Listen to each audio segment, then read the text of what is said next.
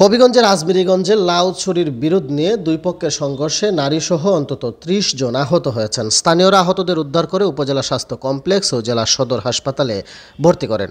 আহতদের মধ্যে ৩ জনের অবস্থা আশঙ্কাজনক বলে জানা গেছে। তাদেরকে সিলেট উসমানী মেডিকেল কলেজ হাসপাতালে পাঠানো হয়। শনিবার সন্ধ্যায় আনুমানিক 6:30টার দিকে উপজেলার বদলপুর ইউনিয়নের উদয়পুর গ্রামে এ সংঘর্ষের ঘটনা ঘটে। স্থানীয় ও পুলিশ সূত্রে জানা গেছে, মাস দেড়েক পূর্বে উদয়পুর গ্রামের বেনু দাসের জমি থেকে বাচ্চাদের লাউ চুরির একটি বিষয় নিয়ে একই গ্রামের নেপাল দাসের সাথে বিরোধের সূত্রপাত হয়। গত চৈত্র মাসে স্থানীয় মুরব্বীরা বসে বিষয়টি মীমাংসার চেষ্টা করলেও ব্যর্থ হন।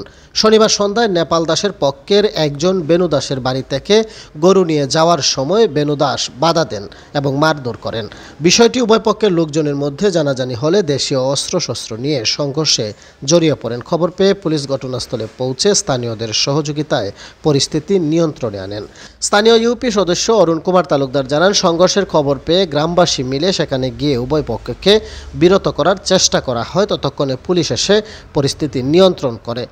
আজমিরীগঞ্জ থানার ভারপ্রাপ্ত কর্মকর্তা শফিকুল ইসলাম জানান, লাউ চুরির একটি বিষয় নিয়ে তাদের মধ্যে পূর্ব বিরোধ ছিল বলে জানা গেছে।